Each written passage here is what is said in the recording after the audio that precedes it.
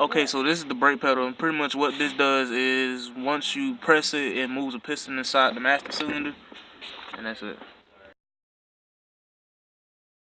Alright, so next we got the master cylinder, and pretty much what the master cylinder does is houses all the brake fluid and controls the hydraulic pressure once you press on the pedal.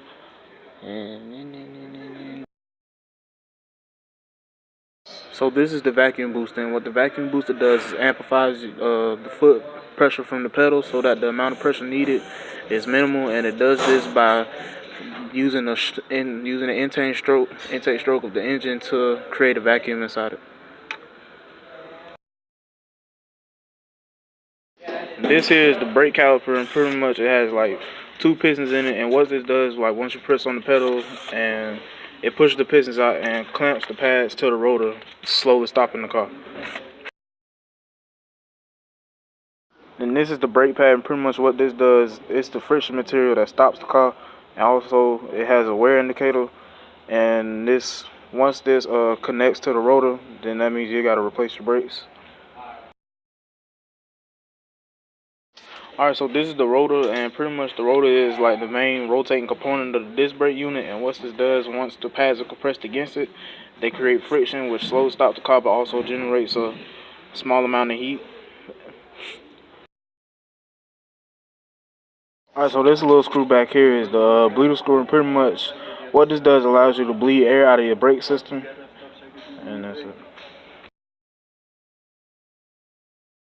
Alright, so these are drum brakes, and they are relatively different than disc brakes, and they have more components.